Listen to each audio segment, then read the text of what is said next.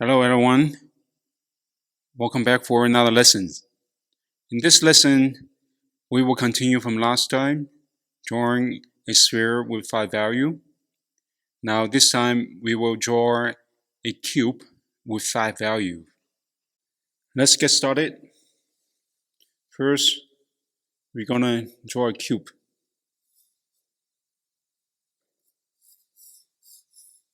Likely at the beginning.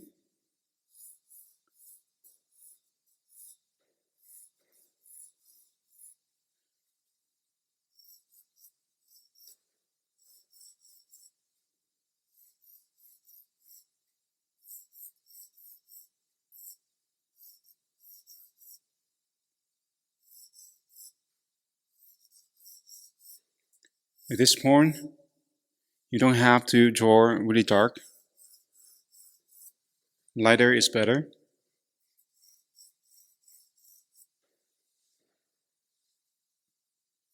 I'm going to darken up a little bit for you to see.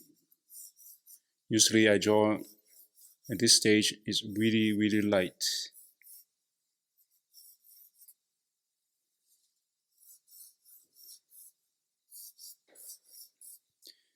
Now drawing a cube, make sure it's parallel. 1, 2, 3 parallel. 1, 2, 3 parallel. And 1, 2, 3, they're parallel. So at least that will give you a better looking cube. Okay, so as simple as that. Now we're going to look for the shadow. I'm going to indicate what's behind, so giving myself a better understanding how the shadow might be. So if the light source come here, would be somewhat here and here.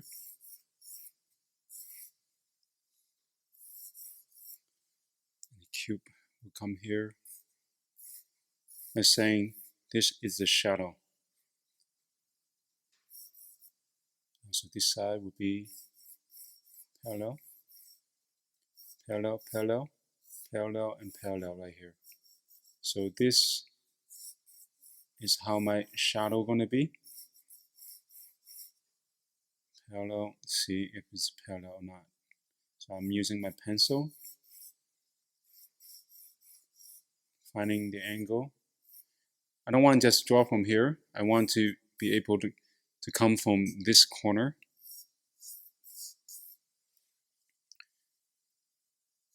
Some people might just copy, look at the shape. Okay, the shadow is going to be right here. I'm just going to start from here and draw and compose.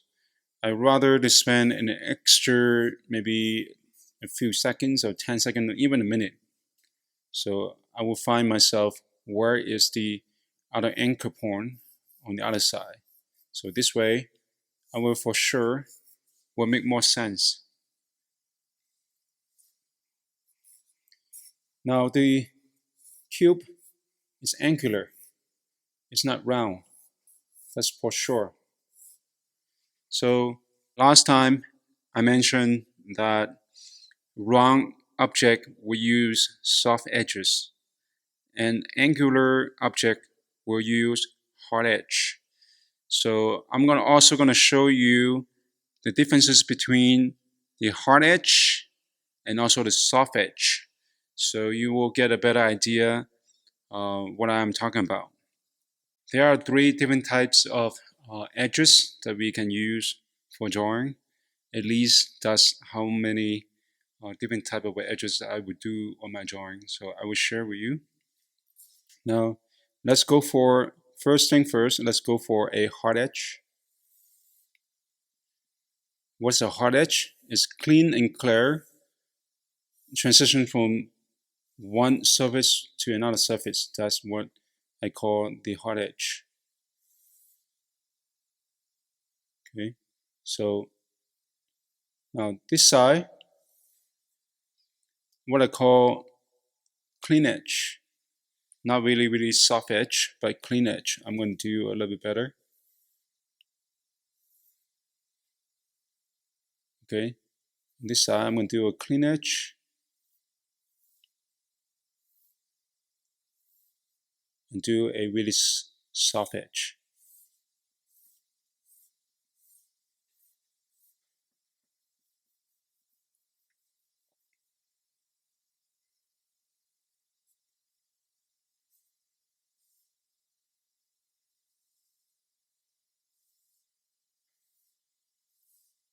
I'm going to take a little bit of time to do a better job for the clean edge for you. You can actually define what's clean, what's hard, and what is soft.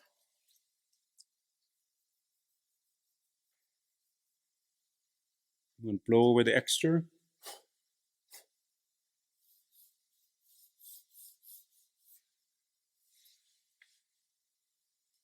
As you can see, it's really hard and clean at top. That's what we call the clean edge. As you can see, the edge on top is really hard and sharp. That's what we call the hard edge. And in between, these two are similar. You can see the clearness, but also has a little bit softness to it. That's what I call the clean edge. Now, at the bottom part, this part right here, that's what we call the soft edge. As you can see, there's a gradation or transition to another surface with really minimal tones on top. So that's what we call the soft edge. Hard, clean, and soft. All you have to do just to remember these three types of edges, and you'll be on your way to do some good drawing and also with some good understanding how you're going to use the edge to representing the shapes such as round shapes or angular shapes or really a hard edge shape. So it's all about this right here. This is what we call the edge control. Okay, let's move on. Just the last time, the first step is done. The second step, we are moving forward. The first step, what I call simplification, by just composing the outline. Really simple. Not adding any extra details or any extra information on top. The second step I'm doing now is what I call the unification. Unifying everything into simple shape. All the shadows all together, that's what I call the unification. And then the last part, what I call the modification. So simplify, unify, and modify.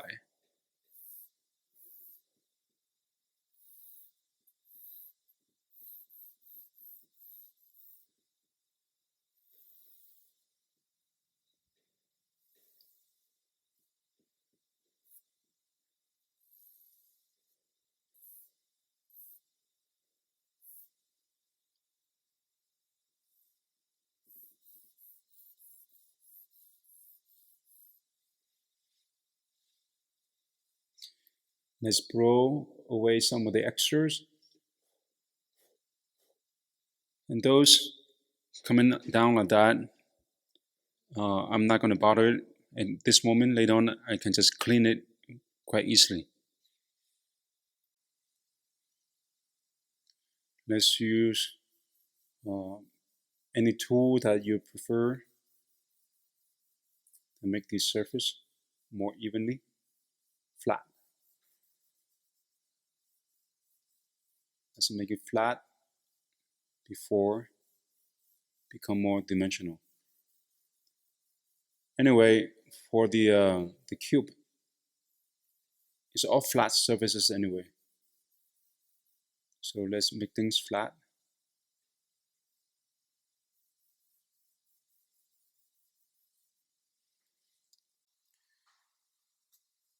As for a reminder, the hard edge we're going to use as flat surface or angular surface. Now for soft edge, you're going to use for round surface.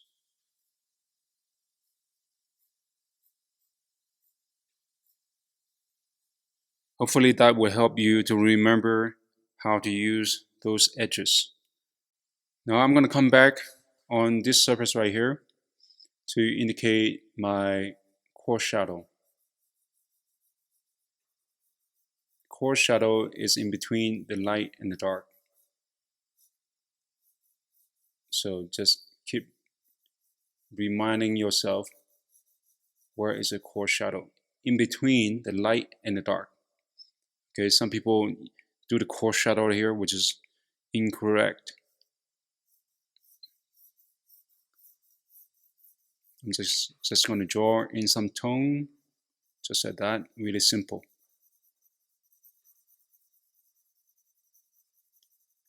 I'm using a 4B at this point.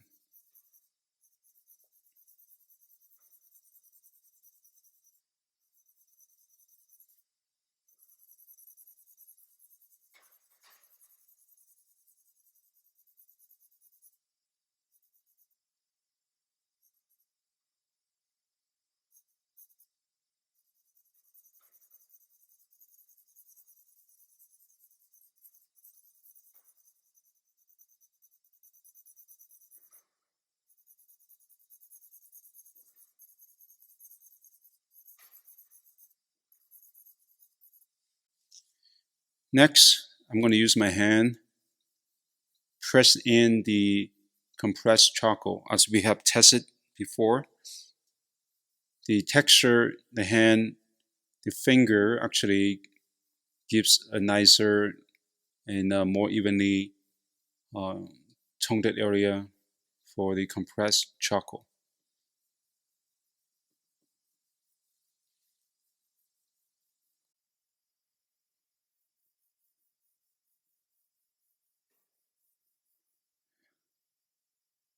Okay, it's pretty much composed with the core shadow at the edge of the cube. So this and that would also both acting as the core shadow. The next thing I need to look for, which is the cast shadow, which is right here. And last time I mentioned the core shadow for easier control, I would use a 4B, and the cast shadow I would use a 6B.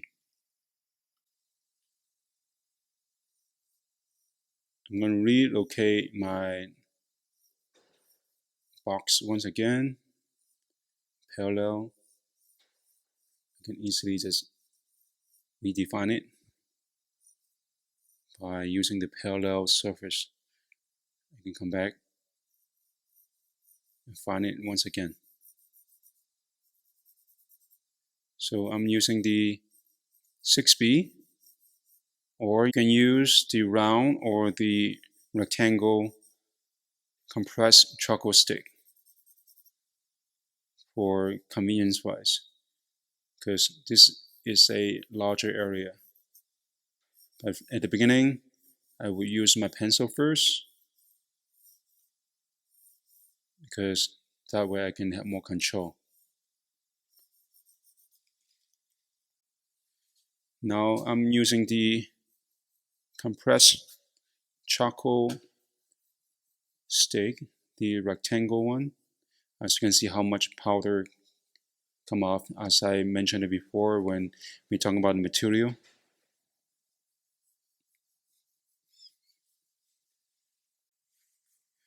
Okay, we have filled in all the area with the compressed charcoal. Now it's time for me to go in and just make it solid like that. When I press in a little bit harder, the line will become, the surface separation will become more clear. Just like that. And also one more thing that I would like to point out, in shadow area, you don't never ever use hard edge. The max you can use is clean edge. The only area you use hard edge, which has strongest contrast, such as black and white area. If it's in the shadow, such as here, I would minimize the contrast and also soften up the edge a little to make it become clean edge. Now, here, at the end of the shadow, I would like to make it a little bit softer because the lights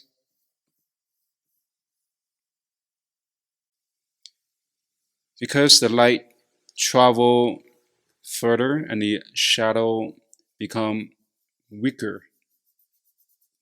So when the shadow become weaker, it's also softer. You can actually set it up by yourself. Look at your own object. If you have a cube, put it under a reading light in an angle. You can tell that closer to the area, to the subject, the edge is much harder than further away, comparing from here to here. Don't just look from one direction and then connect to that direction, because your eye will change the perception when you're looking at the subject and you think the shadow haven't yet changed with the edge quality. But when you just look at here and jump over to here, you can actually see the difference. Or you can take a picture with your cell phone device or anything that you can take a snapshot and you can actually look into it, see if the information I said makes sense to you. Now I'm going to clean up the edge a little more with my eraser.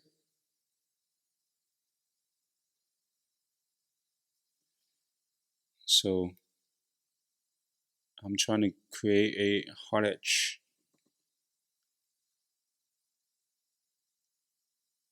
Actually, harder edge, not necessarily the hardest edge. Softer when it goes further away. Let me clean up a little more on the other area. Always keep your area a little more cleaner.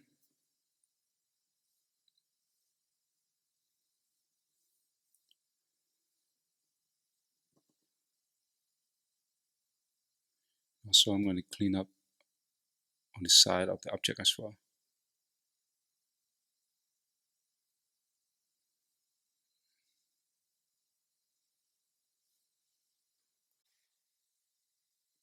Pick up some extra unwanted area. Clean the surface.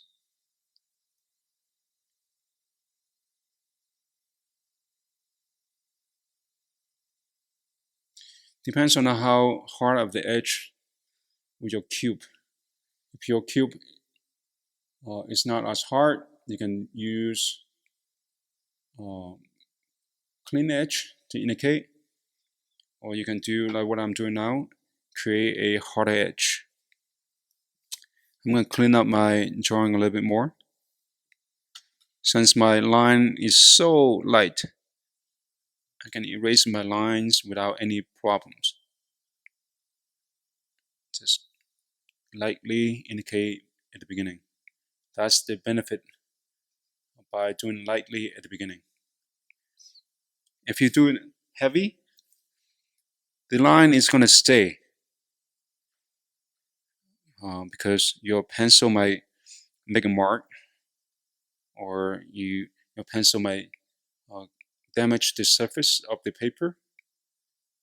So the line will not disappear regardless how hard you erase, unless you do another drawing or make a hole on your page. So that's the only time the line will disappear. Okay, so this would be 3 values we have. Now on the cube, from the direction, what I'm looking at here is this side is supposed to be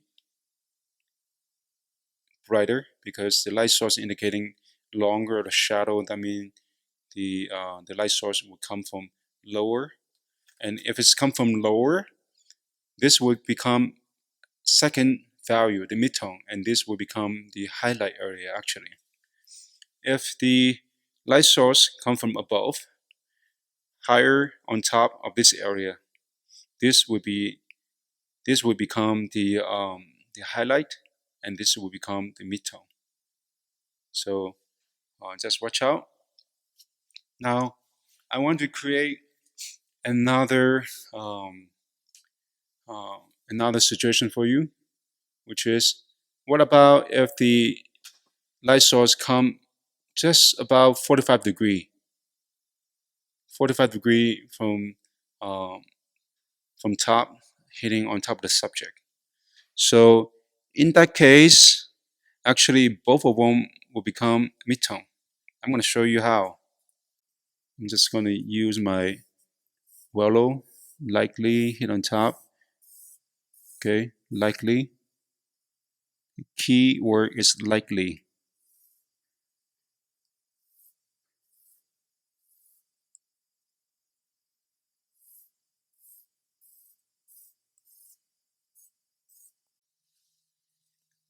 After I put in some tone, you can have your choice of a medium. You can actually do render once again. This time I'm going to choose a piece of paper, just to add some tone and texture on the surface. We have talked about the material last time, so all you have to do, just choose the material that you want to use and see which one works for you is the best. If you have yet seen the material video, I would suggest you go check it out. Okay, will give you a better idea what kind of a surface that you can deal with.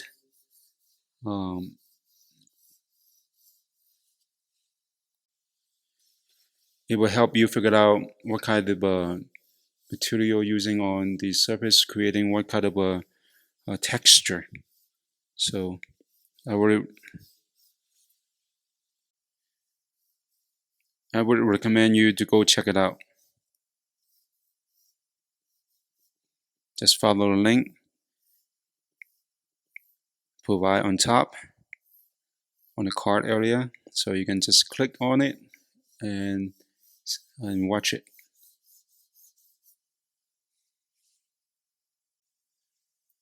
Now after the surface is evenly toned, now we can actually do the other part, finding the highlight. As I said, if this light source is come from 45 degree of angle hit on top of the surface, the highlight will be on the edge from this surface to another surface. I can try to use my kneaded eraser, try to pick out the highlight like this, slowly.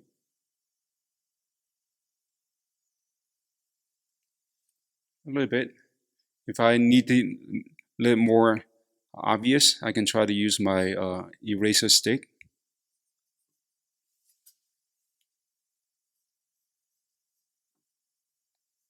get to even brighter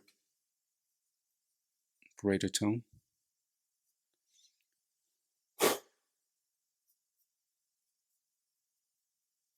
Without drawing any line, this ultimately separating the top and the bottom surface right here, and the side surface, not the bottom, but the side surface right here.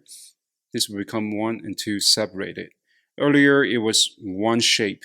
Now, by adding the highlight, creating the highlight, it separates the surface really quickly. I'm going to add a little bit shadow at the bottom, not a heavy line, but just some indication. Don't have to be an even toned line. Sometimes uneven line would be even more interesting. So I'm going to erase some of the area, just like that. Unless the subject is really clean, sharp edge. Unless the subject has a really hard and sharp edge right here. Otherwise, this tone right here will not be the same value at the bottom. We have a little bit different kind of a different quality of the edge right here. The darkness value right here. Okay. So this will give you a little more interesting finish to the bottom. Just once again, if the light source come from above, the highlight, this area, I will not touch. Just leave it as a paper. But I will use a background to do a little bit indication to separate the subject from the foreground and background. If the light source come from below, here, lower ground, not below, but a little bit lower, that means this would be the 1 for the value 1 would be just the paper. I will not touch, and I keep this tone on top. So now what you're seeing is 45 degree of angle. I would like to make things stand out a little bit more. So I'm going to use my Volo and just do a cleanup by adding a little more for the background. Slowly, just like that. And add some tones to the background.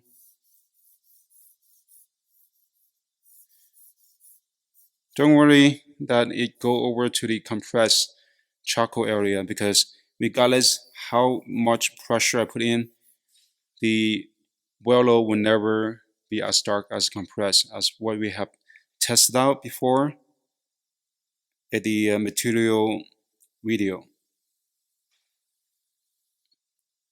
So don't worry.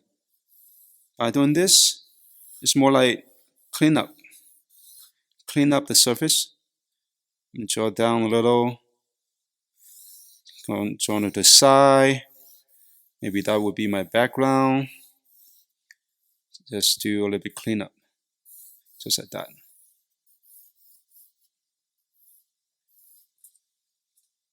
And by doing that, as you can see, the subject comes out much more obvious.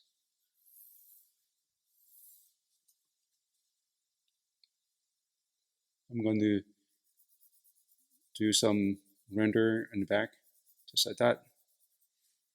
In the background, I usually use either clean edge or hard edge, okay, on the angular surface. But if you have a round surface, that means you're going to use a soft edge to do the indication for the form become rounder. Soft is round, hard is flat.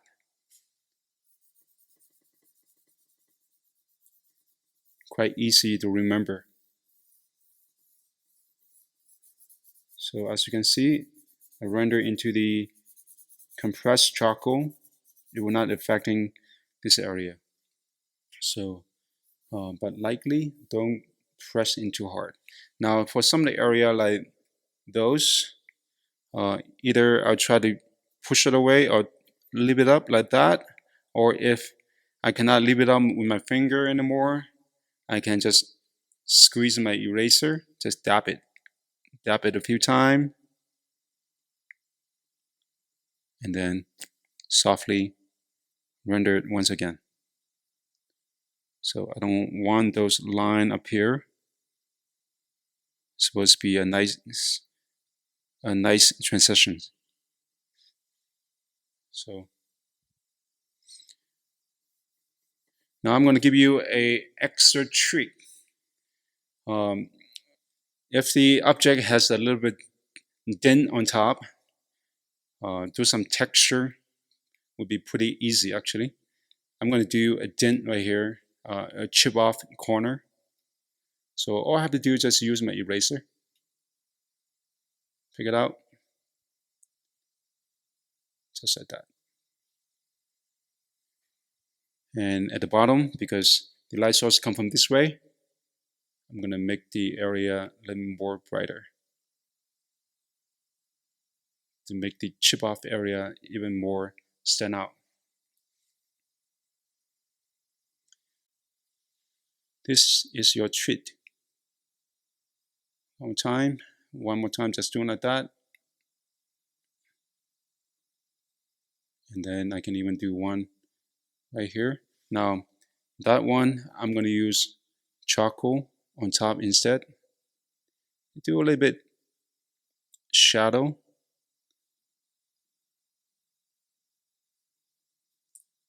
And erase.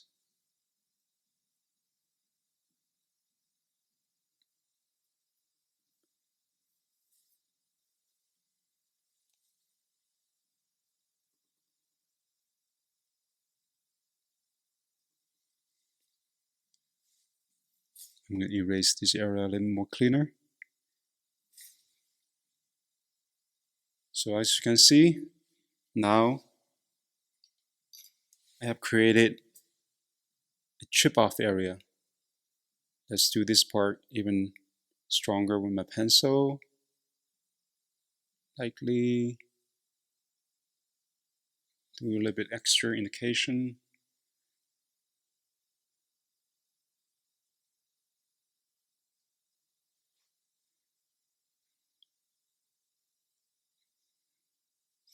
I can even do some line right here, streaking line to do the surface.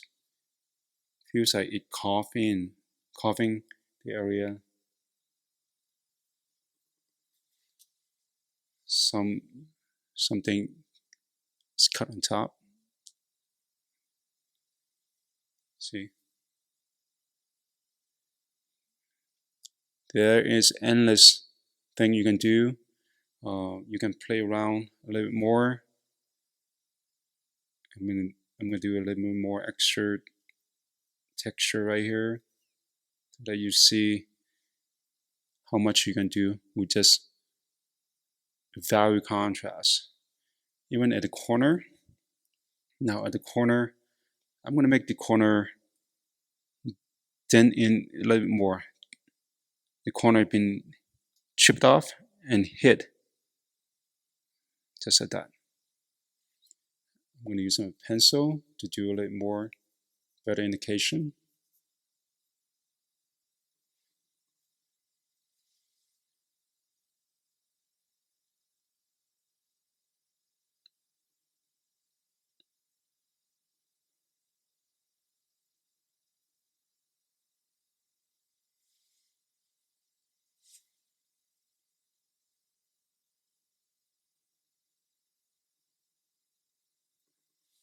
And at the bottom, I'm going to create a little more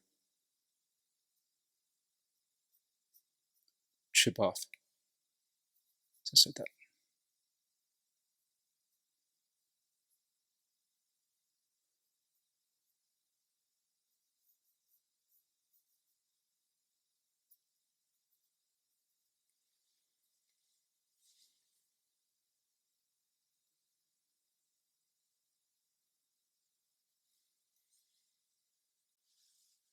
Okay, so this is it.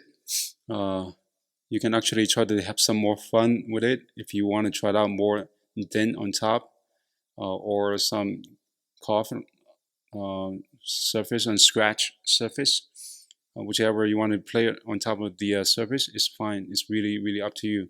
So I have just show you the really basic. Hopefully the information I'm sharing with you is helpful, and keep practicing until you get the idea solidly composed on your subject, until you can do it at the point effortlessly. So continue to practice and practice and practice. Thank you for watching. Please don't forget to click like, subscribe, and share with your friends. I'll see you later. Bye.